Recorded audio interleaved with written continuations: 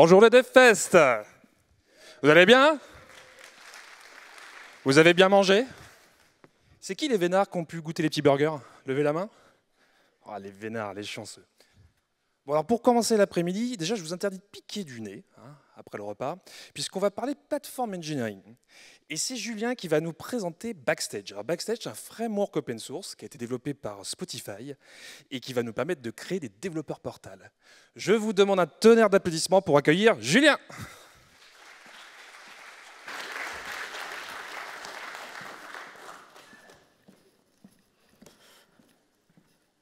Eh bien, bonjour à tous. Merci d'être venus ici si nombreux pour m'écouter parler de Backstage.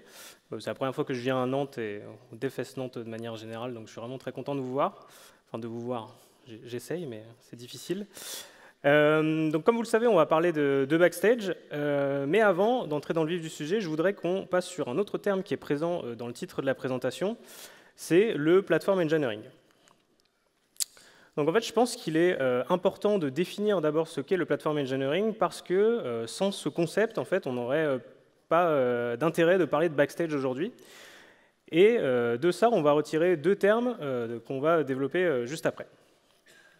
Donc pour définir le platform engineering, je vais vous demander de faire un peu appel à votre imagination. Alors je sais que c'est la période de digestion, mais vous inquiétez pas, ce ne sera pas très compliqué. Donc imaginez que tout simplement vous souhaitiez organiser une conférence à tout hasard à Nantes, peut-être que vous l'appelleriez DevFest. Et en fait, en tant qu'organisateur, vous allez vouloir faire en sorte que tout se passe bien pour les personnes que vous allez recevoir. Donc ça va être les participants, les sponsors, les speakers. Donc vous allez mettre en place des emplacements pour les stands des sponsors, faire appel à un super traiteur pour les participants, préparer une salle pour les speakers. Voilà. Et le jour J, quand tout le monde va arriver, tout sera prêt pour eux et tout se passera bien, ils n'auront pas besoin d'aide, ce sera magnifique.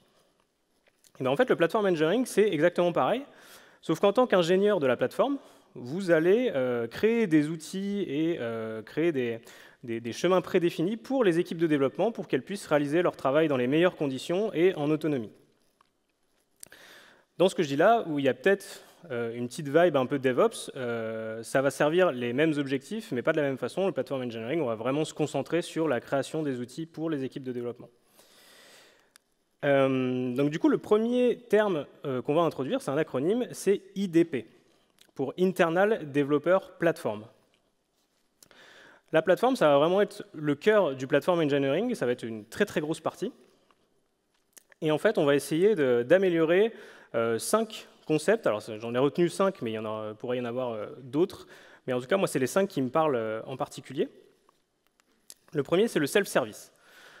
L'idée derrière, c'est de pouvoir accéder directement aux outils et services sans avoir à passer par les équipes d'infra ou opérationnelles. Du coup, les équipes de développement, elles vont être autonomes pour créer, par exemple, des environnements, des bases de données, déployer des applications, voilà, ce genre de choses. Le deuxième point, c'est l'automatisation. On va automatiser des tâches répétitives, configuration d'infra, de pipeline, ce genre de choses, et permettre aux équipes de se concentrer davantage sur le code et les fonctionnalités produits. Le troisième point, ça va être l'abstraction de la complexité. Donc les aspects parfois complexes de l'infrastructure, comme la gestion des conteneurs, le scaling des applications ou la configuration réseau, c'est des choses qu'on va essayer de masquer ou à défaut d'abstraire pour les équipes de développement. Le quatrième point, c'est la standardisation des processus. Donc en fait, on va essayer de créer des pratiques unifiées pour la gestion de l'infrastructure, des workflows de développement, des tests, des déploiements. Et on va assurer une cohérence dans les différentes équipes. Tout ça dans le but d'améliorer la qualité logicielle et de réduire les erreurs. Il y a un terme important qui va revenir dans le platform engineering, et on en parlera juste après, c'est les Golden Pass. Les Golden Pass, c'est des routes prédéfinies pour réaliser une tâche donnée. Voilà, on en parlera un petit peu plus tard avec Backstage. Et le dernier point, c'est l'observabilité. Donc une IDP, ça va intégrer des outils pour la surveillance des performances, la gestion des logs, l'observabilité de manière générale, pour savoir comment se comportent nos applications. Donc ça, c'est les 5 trucs que j'ai retenus. Et de ces 5 trucs-là, on va essayer de dégager plusieurs avantages. Premièrement, une productivité accrue.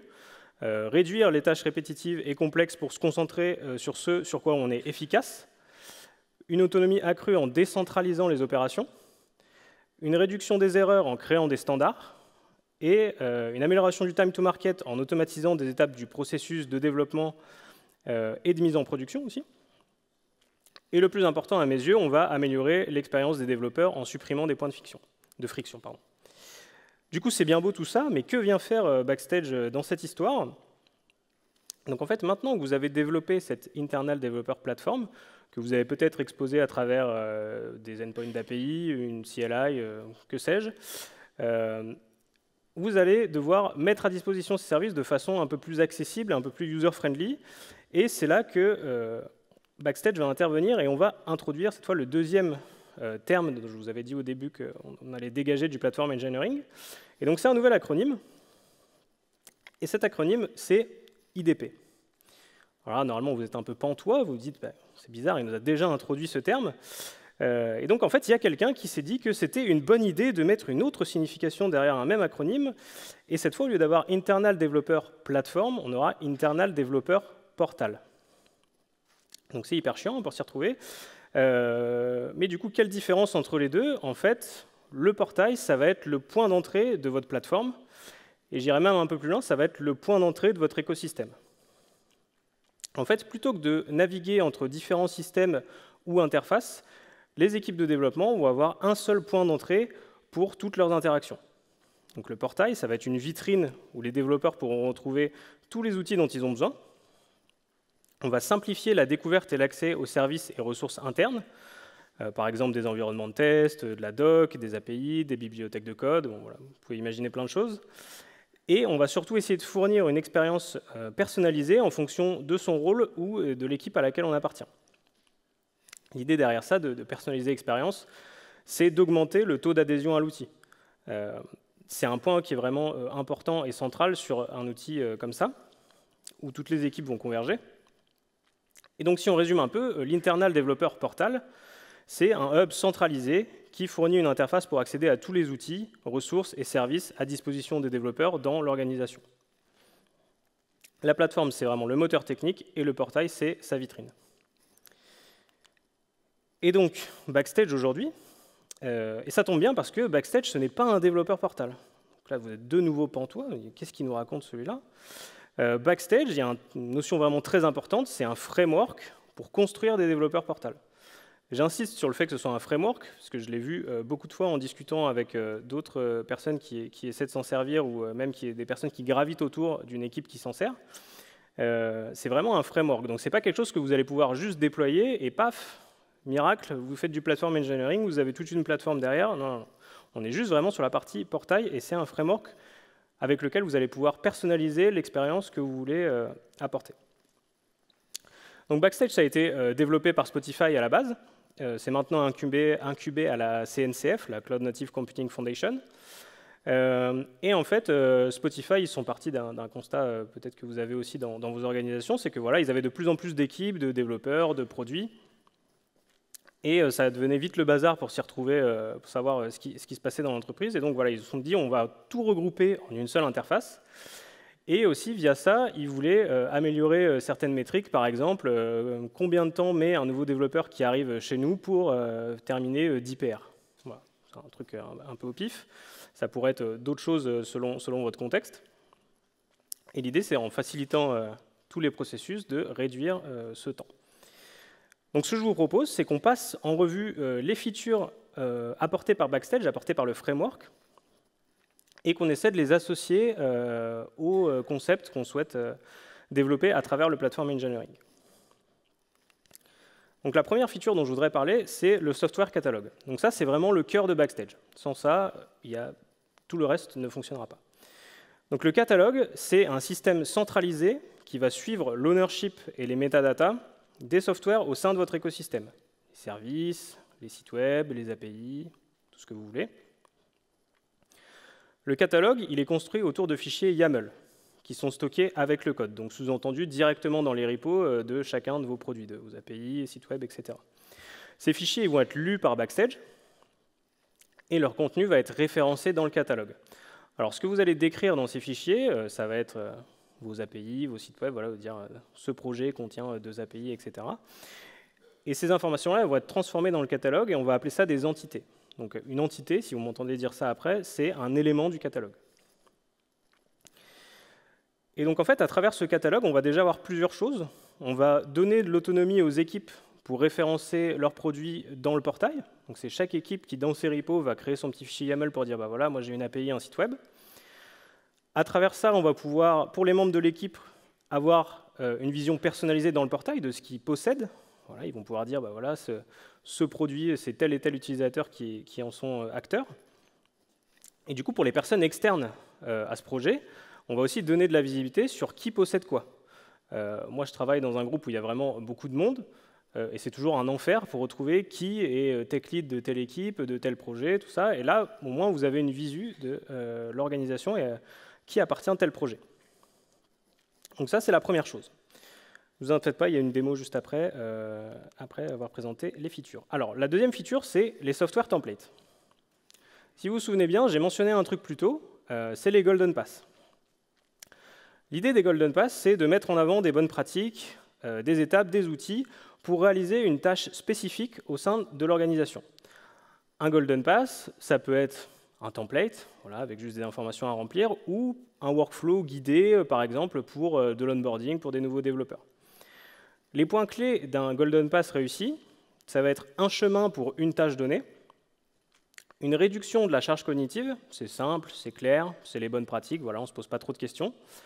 Du self-service, on peut naviguer à travers le Golden Pass en autonomie, mais tout en gardant un niveau suffisant de configurabilité et de flexibilité. Par exemple, vous souhaitez donner la possibilité à vos utilisateurs de déployer sur plusieurs cloud providers, ça doit être possible, mais ça ne doit pas être un frein à l'usage du Golden Pass. Vous devez fournir suffisamment de contexte et d'informations pour qu'ils puissent choisir en autonomie. L'idée derrière ça, c'est évidemment de dégager plus de qualité, d'uniformité, d'avoir des cycles de release plus courts, parce qu'on se pose moins de questions sur comment faire, et des onboarding plus efficaces. Et donc la feature de Backstage qui colle au Golden Pass, c'est les software templates. Les software templates, c'est très simple, c'est encore une fois un fichier YAML, alors cette fois-ci pas dans les repos, ça va être au niveau de l'équipe qui gère Backstage. On va déclarer un template, qui sera aussi une entité du catalogue, on le verra juste après. Ce template va être utilisé pour générer un formulaire.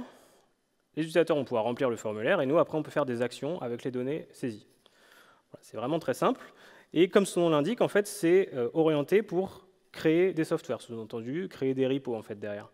Vous allez pouvoir créer un template pour créer une API en Node.js, créer une librairie en Python, que sais-je, en fonction de vos usages. Alors du coup, même si j'ai dit qu'on pouvait générer des formulaires, ce n'est pas juste un générateur de formulaires. Si vous voulez faire des choses un peu complexes avec des champs qui interagissent entre eux, par exemple, ce n'est pas le bon endroit, c'est vraiment orienté pour la création de soft. Donc ça, c'était pour les software templates, et maintenant on va parler d'un sujet qui déchaîne un peu les foules au sein des équipes, c'est la documentation. Alors moi, la documentation, j'aime pas ça. C'est pas que j'aime pas l'écrire, c'est que le problème, c'est que j'aime pas l'écrire pour rien. Donc soit elle n'est pas consultée, soit elle est difficilement consultable. On ne peut pas la retrouver facilement. Des fois, c'est stocké un coup dans Confluence, un coup dans Gitbook, un coup dans les repos. Bon voilà, on ne sait jamais trop où ça se trouve. Et du coup, je vais vous poser une petite question. Qui a déjà vu au sein de ces projets de la documentation à au moins deux endroits différents? Voilà, donc je vois que vous avez aussi eu ce genre de problème. Moi, je pense que là où je travaille, il doit y avoir au moins 3 voire 4 endroits différents où on peut trouver de la doc, et souvent la même doc. C'est des migrations qui ont suivi, mais il y a des gens qui ne suivent pas, du coup. Ben, voilà. J'utilise 4 outils en même temps, c'est super. Et du coup, pour simplifier tout ça, moi, je vous propose un nouvel endroit où mettre de la documentation avec une nouvelle façon de l'écrire, comme ça va être encore plus simple. Donc, bien évidemment, c'est un peu une blague, enfin, pas trop, on le verra après. Parce qu'en fait, le portail, c'est censé être un hub centralisé.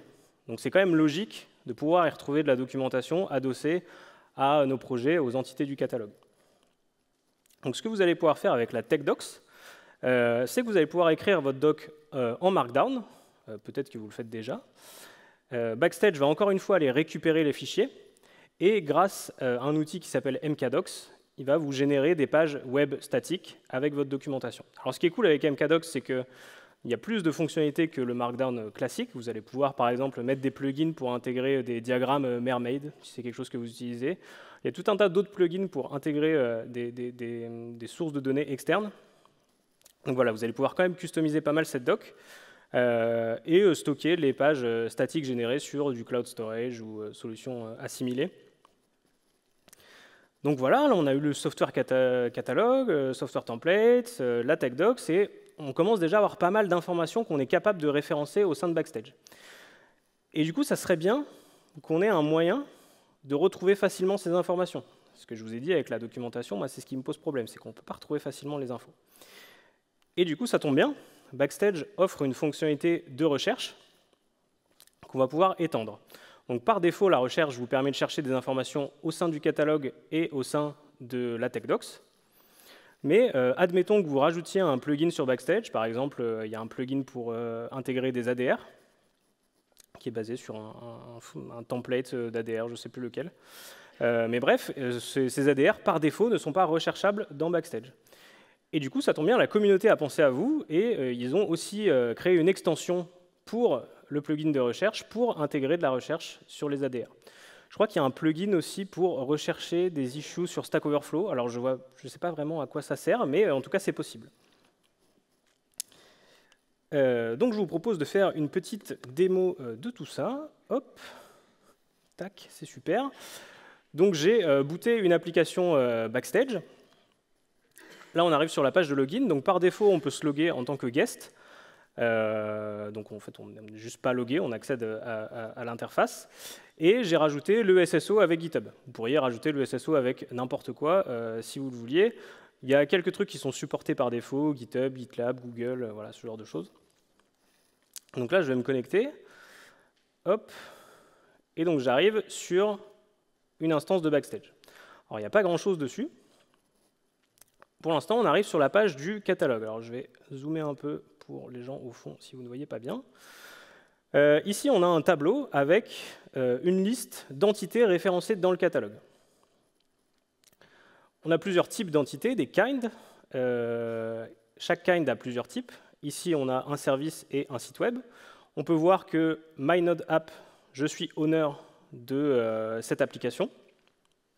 On a du cycle de vie, voilà, on peut rajouter plein de choses au sein de ce catalogue. Et surtout, ici, on a des filtres pour voir uniquement ce que je possède ou ce qu'il y a au sein de mon organisation. Ici, c'est que des trucs que je possède, donc si je clique sur All, j'ai exactement le même affichage. Donc là, on a cette expérience un peu personnalisée avec ce qu'on possède. Si je clique sur une entité, j'arrive sur une page qui décrit les informations de cette entité un peu plus en détail. Je peux retrouver, hop, si j'arrive à zoomer, tac, sur la gauche, une carte About avec un lien vers le repo source, des métadatas à propos de cette entité. Là, il y a d'autres trucs qui sont un peu vides. Et ici, j'ai un arbre de relation entre les différentes entités du catalogue. Par exemple, ici, on peut voir que cette application est reliée à mon entité utilisateur. Mais par exemple, si j'avais un front-end qui consomme un back-end, je pourrais avoir deux boîtes qui seraient reliées entre elles, et un back-end qui consomme des API, des topics Kafka, voilà, et on pourra avoir un graphe de comment nos applications interagissent entre elles au sein de l'organisation. Là où on a des petits onglets, on pourra avoir des pipelines de CI, des API exposés par ce service, des dépendances, de la documentation, on la verra juste après. Et ce qu'on peut retrouver ici à l'endroit du catalogue aussi, hop, c'est le fichier YAML qui a servi à déclarer cette entité dans le catalogue.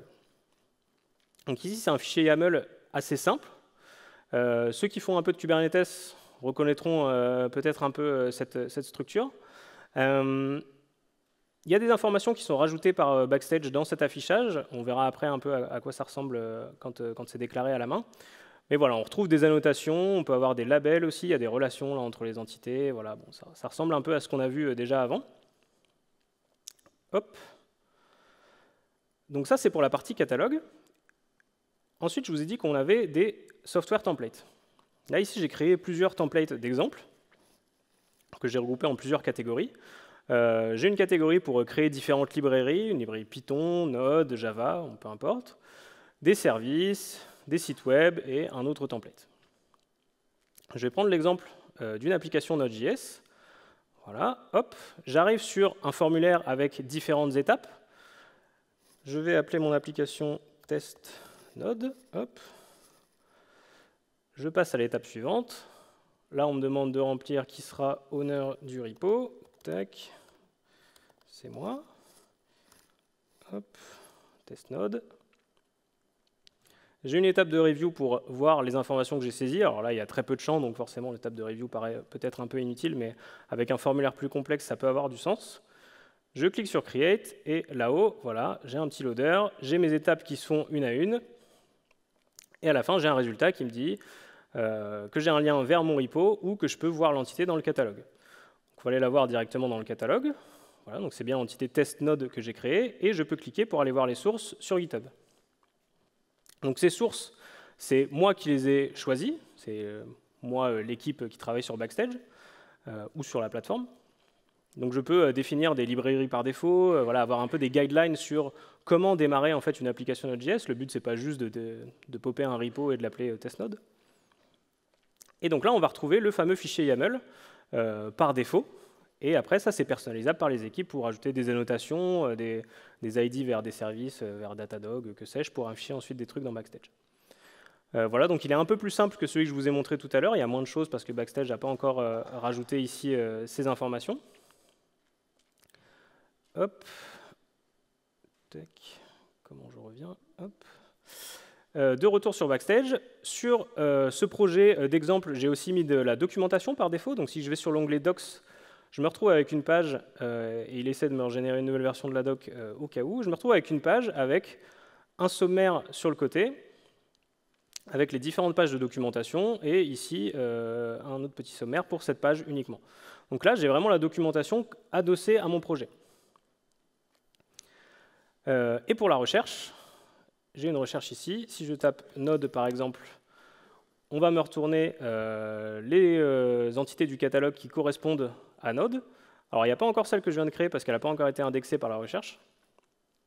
Mais il y a bien celle qu'il y avait par défaut. Et il y a mes deux templates, celui pour créer mon service et celui pour créer ma librairie. Et je peux switcher ici pour avoir les résultats pour la documentation. Et si j'avais étendu la recherche pour les ADR, par exemple, bah, j'aurais une nouvelle section ADR pour chercher dans les ADR. Hop. Donc ça, c'est les features de base, on va dire, du framework. Et là, vous vous dites peut-être, OK, bon, il y a une petite interface sympa, voilà, c'est allé assez vite à configurer, il y a de l'autonomie, tout ça, c'est cool, mais je ne vois pas trop ce que ça pourrait m'apporter. Et en fait, j'ai mentionné un truc un peu plus tôt, que je n'ai pas expliqué, qui est les plugins. En fait, ce que je ne vous ai pas dit, c'est que toutes les features que je vous ai présentées, le catalogue, les templates, la recherche, etc., tout ça, en fait, vous auriez pu le coder vous-même. Vous auriez pu le coder vous-même parce qu'en fait, dans Backstage, tout est plugin. Donc en gros, quand vous allez générer un repo avec Backstage, vous allez vous retrouver avec un fichier index.ts dans lequel on importe chacun des plugins. Donc il y a une ligne pour le catalogue. Si vous la retirez, il n'y a plus le catalogue. Et en fait, ça, du coup, ça va vous permettre à vous aussi de créer des plugins pour intégrer tout ce que vous voulez. Par exemple, les services que vous avez exposés dans votre internal developer platform. Par exemple, vous pourriez créer un plugin pour afficher des pipelines de CI, un plugin pour déployer des applications, un plugin pour intégrer un LLM, un plugin pour afficher l'état de vos déploiements, un plugin pour afficher un dashboard de Datadog. Voilà, on peut imaginer plein de choses. Mais ce qui est cool, c'est que vous n'êtes pas les seuls à pouvoir le faire. En fait, il y a une liste infinie de plugins qui ont déjà été développés par la communauté. Donc là, c'est visible à l'écran, le GIF est vraiment très très long. Il y a tout un tas d'outils, Datadog, Argo CD, Kubernetes, Google, la suite Google, voilà, Firebase, je l'ai vu passer. Bon, il y a vraiment plein de choses. Et donc, vous allez aussi pouvoir profiter de cette communauté open source. Mais ce n'est pas encore fini. Il y a un truc qui est beaucoup poussé par Backstage, aussi bien dans les discussions qu'ils ont que dans la documentation, c'est l'inner source. Donc, dans un monde idéal, en plus de profiter de la communauté externe, vous allez aussi pouvoir profiter de la communauté interne à votre entreprise. Par exemple, c'est un truc qu'on pousse à fond chez mon client, là où je travaille. Et en fait, qu'on se le dise, il n'y aura rien de mieux qu'une plateforme pour les développeurs construite par les développeurs. Admettons, l'équipe qui travaille sur Backstage a pour priorité d'implémenter l'utilisation, je ne sais pas, de Datadog voilà, dans Backstage. Il y a un truc qui est utilisé par toute la boîte. Et il y a une autre équipe. Voilà, le Datadog, bon, ça les intéresse, mais ils peuvent s'en passer pour l'instant, et ils veulent ajouter de la visibilité sur un autre outil qu'il y a seulement 2-3 équipes qui utilisent. Mais c'est important pour eux. Bah, du coup, ils pourraient tout simplement faire une PR sur votre repo Backstage, créer un plugin Ce plugin, il va avoir un fichier code owner qui va les identifier comme owner de cette partie. Et ils vont pouvoir, en autonomie, intégrer l'usage de leur outil. Et du coup, là, vous avez vraiment une plateforme qui est construite par les développeurs et qui correspond à leurs usages. Alors attention tout de même, si on revient un peu sur la partie open source, l'open source c'est génial, mais je pense qu'on le sait tous ici, ce n'est pas une solution miracle non plus. Sur un projet qui est aussi structurant et qui va être aussi central dans votre organisation, faites bien attention sur les plugins publics qui soient maintenus, sécurisés et qui répondent aussi à vos usages. C'est toujours un peu compliqué de faire quelque chose de suffisamment générique pour convenir à tous les besoins. Moi, j'ai appris plein de trucs sur le fonctionnement de Backstage en essayant justement d'ajouter, de faire des contributions open source, des petits plugins. C'est hyper accessible, les mainteneurs sont vraiment super cool et la communauté est vachement active. Donc voilà, si jamais vous voulez vous y intéresser, je vous le recommande grandement. Donc là, voilà, hein, si on fait référence un peu au titre du talk, unifier vos outils, bah là, on peut intégrer tous nos outils, peu importe que ce soit des outils très utilisés par l'industrie ou des trucs qu'on ait développés nous-mêmes. Mais il manque toujours quand même un truc. Il manque toujours cette vision d'avoir un portail vraiment avancé et de voir ce que ça peut apporter. Malheureusement, c'est un petit peu compliqué de montrer ce genre de choses. Alors en local, sur une démo, bah, c'est un peu compliqué parce qu'il y a tout un environnement derrière, il y a vraiment beaucoup d'outils, donc montrer quelque chose d'avancé, c'est vraiment compliqué à setup. Et il y a un autre aspect, c'est que c'est une pratique, je pense, un petit peu nouvelle, en tout cas avec Backstage. Et en fait, j'ai l'impression que les grands groupes gardent ça un peu comme vraiment un truc très secret, un dragon sur son tas d'or un peu. Et c'est difficile de trouver des exemples. Heureusement, Spotify est encore là pour nous sauver. Il y a quelques démos sur leur site, enfin sur le site de Backstage.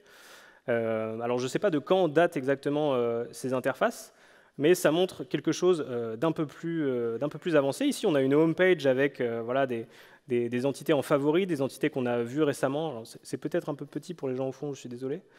On a des news et des updates à propos du SI. Voilà, on a plein d'informations, on peut imaginer plein de choses. Ici, on a une page qui s'appelle Tech Insights. Cette page-là, je crois que c'est pour suivre les migrations entre différents outils, par exemple le passage à Python 3. Mais on pourrait, ce que je trouve intéressant avec cette page, c'est qu'on pourrait afficher plein d'autres choses, plein de métriques différentes. Par exemple, là où je travaille, on a tout un tas de critères pour définir la qualité d'une application. Donc, si vous matchez les 3 premiers critères, vous êtes niveau 1, les 3 suivants niveau 2, etc. Et en fait, il se trouve que ce truc-là, c'est un spreadsheet par projet. Et c'est un enfer à remplir, personne n'a envie de faire ça. Et du coup, si on avait par exemple une interface avec des petites métriques pour dire voilà, t'es niveau 1, t'es niveau 2, etc., tu peux cocher chaque option, bah, ce serait quand même beaucoup plus sympa et on pourrait avoir des pages un peu consolidées à travers tous les projets, les domaines, etc. Un dernier screenshot. Ici, c'est une page avec des exécutions d'un pipeline. Voilà, vous avez les résultats, si c'est passé ou pas, vous avez un accès direct au log, bon, ce genre de choses. Ça, c'est peut-être une interface que vous avez vue dans d'autres outils, mais encore une fois, le but, c'est de centraliser le tout et d'avoir un seul point d'entrée. Donc voilà pour Backstage, un peu sa présentation. J'aimerais revenir aussi sur un autre élément du titre du talk, c'est le Day 2. Donc ça fait référence au Software Lifecycle avec le Day 0, 1, 2. L'idée du Day 0, c'est vraiment une phase de design, on ne code pas. Le Day 1, on va faire l'implémentation. Et le Day 2, c'est quand on a des utilisateurs qui commencent à utiliser notre projet. Et en fait, Backstage, pour moi, ou en tout cas le portail, dans la démarche de Platform Engineering, ça doit arriver au moment du Day 2 de l'Internal Developer Platform. En fait, sans la plateforme, et c'est pour ça aussi que Backstage, c'est un framework, sans la plateforme, l'usage de Backstage a beaucoup moins de sens. Sans les problèmes que vous allez essayer de résoudre avec le Platform Engineering, Backstage a beaucoup moins de sens. Si vous démarrez les deux en même temps, le portail et la plateforme, vous allez toujours vous courir après sur les fonctionnalités pour les implémenter dans le front, en fait. Et du coup, pour moi, faire un portail avant la plateforme ou en même temps, ça n'a pas de sens. Et le portail devrait démarrer au moins quand vous avez éliminé une bonne partie de vos inconnus et que vous avez enfin répondu à des problèmes de votre organisation, plutôt qu'au début. Un élément dont on n'a pas parlé, c'est la stack derrière Backstage. Ça pourrait vous être utile si vous voulez bosser dessus, parce qu'en fait, c'est un framework, donc vous allez devoir développer dessus, donc vous allez avoir besoin d'une équipe. Et en fait, Backstage, du coup, c'est du JavaScript, avec un front et un back. Le front, c'est du React, en mode single page application. Et le back-end, c'est Express. Alors, s'il y en a qui font du JavaScript ici, vous avez peut-être un peu haussé les sourcils parce que ça sonne peut-être un peu vieillissant ce que je viens de dire. En fait, React, par exemple, sur sa documentation, ne recommande plus d'utiliser React en mode single-page application, mais plutôt avec un méta-framework comme Next.js, Remix, ce genre de choses. Et Express, aujourd'hui, on va lui préférer des alternatives comme Fastify ou Nest.js avec Fastify. Malgré tout ça, c'est quand même des technos où on trouve beaucoup de monde très facilement. Ça tourne toujours très bien aujourd'hui. Même si ça prend un peu la poussière, c'est toujours d'actualité quand même. Mais je pense que ça peut être intéressant de l'avoir en tête. Peut-être aussi des alternatives à Backstage. Est-ce qu'on a d'autres solutions? Et en fait, sur le marché, c'est un peu compliqué de trouver des alternatives. Parce que Backstage, ils ont une position assez singulière. En fait, c'est un framework, c'est open source, c'est gratuit. Vous pouvez faire un peu ce que vous voulez. Et en fait, les concurrents à Backstage, ça va souvent être des SaaS ou des solutions payantes et parfois même basées sur Backstage. Et un truc que j'aime pas trop avec ces alternatives, c'est que quand vous regardez un peu comment ils communiquent pour promouvoir leurs solutions, il y en a beaucoup qui sont juste là pour trash talk Backstage et promouvoir leurs propres features qui sont payantes. Alors que Backstage, en fait, d'ailleurs, il y a une vraie communauté derrière, et il y a vraiment des beaux concepts à porter. Et du coup, c'est compliqué de comparer ce genre d'alternatives. Pour terminer cette présentation en arrivant doucement vers la fin, quelques conseils basés sur ma propre expérience avec Backstage. Je bosse dessus actuellement. Premièrement, si vous voulez créer un développeur portal, que ce soit avec Backstage ou non, c'est mis en avant dans la documentation de Backstage quand vous avez les premiers paragraphes, mais c'est essentiel, c'est de mettre les utilisateurs au centre de votre portail. Ça marche pour beaucoup de projets, hein, mais ce n'est pas quelque chose qui est souvent suivi. Et en fait, cet outil va être fait pour vous et pour tous vos collègues. Donc, vos collègues, ils sont à la table d'à côté. Si vous n'allez pas les voir pour leur demander ce dont ils ont besoin, c'est quand même dommage. Et ce genre de projet, c'est quand même un truc qui est assez difficile à vendre à la direction parce que ce n'est pas quelque chose qui va rapporter de l'argent, en tout cas pas de manière visible. Donc vous allez investir beaucoup de temps dedans pour peu de résultats derrière si vous n'écoutez pas vos utilisateurs. La deuxième chose que je recommanderais, toujours un peu dans cette même idée, c'est d'itérer rapidement. En fait, si vous êtes décidé à utiliser Backstage, vous avez tout un tas de plugins à votre disposition pour déjà brancher vos outils, même sans avoir trop avancé sur la plateforme et simplifier pas mal de choses, et vous allez pouvoir retirer tout ça de la valeur très rapidement. Vous allez pouvoir avoir du feedback aussi très rapidement, et peut-être mesurer certains impacts de ce que vous essayez de développer. Et pour finir, j'en ai déjà un peu parlé plus tôt, c'est un projet open source sur lequel les contributions sont vraiment très accessibles. C'est du JavaScript qui est pas très compliqué. Si vous rentrez un peu en détail dans le catalogue, ça devient un peu plus complexe. Mais de manière générale, c'est quand même assez accessible. Les mainteneurs sont dispo sur Discord très souvent. Il y a une communauté très active. Voilà. Moi, j'avais jamais fait de contribution open source avant. J'ai déjà quelques PR qui ont été émergés et c'est vraiment très, très accessible. Donc si c'est un truc qui vous intéresse, et même pour des événements autour de l'open source, c'est vraiment un projet où il y a des choses à faire. Une petite dernière slide. Alors j'ai déjà donné cette présentation et j'avais pas mis cette slide. Alors encore une fois, désolé si c'est un peu petit, vous pouvez faire une photo et je pourrais vous la remontrer après si ça vous intéresse. J'ai fait un petit decision tree pour savoir si Backstage est fait pour vous ou non. Donc il y a trois possibilités, soit faire évoluer vos projets existants, soit une solution maison, soit Backstage. Alors il y a deux des solutions qui se rapprochent, mais vous ne partez pas du même endroit. En fait, c'est des questions que moi j'aurais bien aimé me poser au départ, en fait, en ne connaissant pas Backstage. C'est beaucoup lié à mon expérience, à mon contexte. Ce n'est pas une solution unique, mais je pense que c'est des questions qu'il est bon de se poser. Backstage ne conviendra peut-être pas à tout le monde, ça arrive quand même avec certaines opinions sur un modèle de données, etc. Comme ça, un framework.